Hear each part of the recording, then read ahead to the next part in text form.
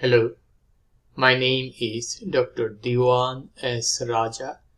Today I will discuss about multiple choice questions in Endocrinology 4.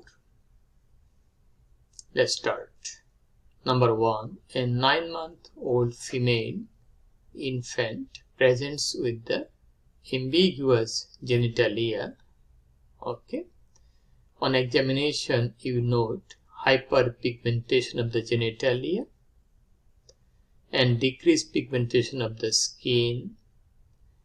Laboratory tests reveal elevated 17-hydroxyprogesterone levels. What is the most likely diagnosis? Okay, so we have choices like that of A. Androgen insensitivity syndrome, also called testicular feminization syndrome. B is 21-hydroxylase deficiency. C. 17-alpha-hydroxylase deficiency.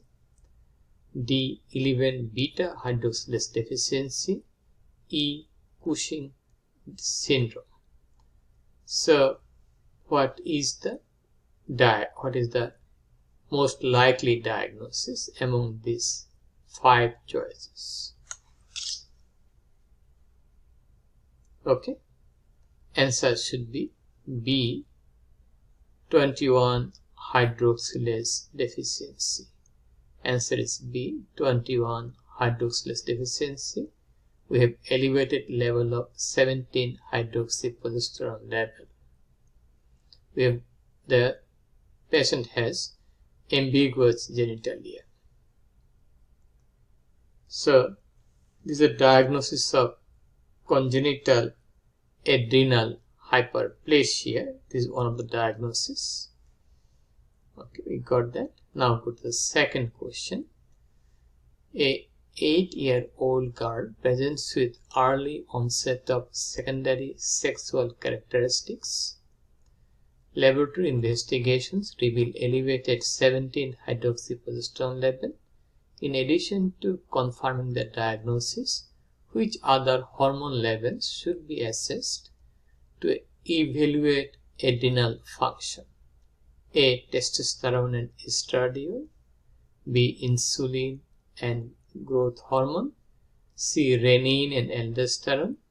D. DHEA and androstenedione. E. LH and FSH. So, which hormone level should be assessed to evaluate adrenal function? Okay, out of this, answer should be D. DHEA and androstenedione. That will say the disease process here. Okay, so we have the laboratory investigation that reveals elevated 17-hydroxyprogesterone. Okay, this hormone level should be assessed to evaluate the adrenal function. Answer should be DHEA, and androstenedione. Question number 3. A 33-day-old infant is diagnosed with salt-wasting congenital adrenal hyperplasia. In addition to hormonal assessment, what electrolyte abnormalities would you expect in the laboratory results? A. Hypernatremia and hypokalemia. B. Hypernatremia and hyperkalemia. C. Hyponatremia and hyperkalemia. D. Hyponatremia and hypokalemia. E. Hypercalcemia and hypomagnesemia. So, what laboratory result we can expect in this patient with salt wasting congenital adrenal hyperplasia? Okay, we have these 5 choices. Answer should be what? Answer should be C. Hyponatremia and hyperkalemia. Hyponatremia and hyperkalemia. C is the answer. Question number 4. A 7-year-old girl is diagnosed with classic 21-hydroxylase deficiency congenital adrenal hyperplasia. She presents with ambiguous genitalia and has been experiencing recurrent episodes of vomiting and dehydration. What is the most appropriate treatment for this patient? Number 4. Okay. So, most appropriate initial management of this patient with congenital adrenal hyperplasia. Okay. We have the choices: glucocorticoid replacement therapy, mineralocorticoid replacement therapy, C. androgen receptor blocker, D. gonadotropin releasing hormone, GnRH agonist, okay, E. glucocorticoid and mineralocorticoid therapy. So what should be the most appropriate treatment for this patient at this time? Answer should be E. There is glucocorticoid and mineralocorticoid therapy. Number 4. Answer is E. Is initial menace of congenital adrenal hyperplasia.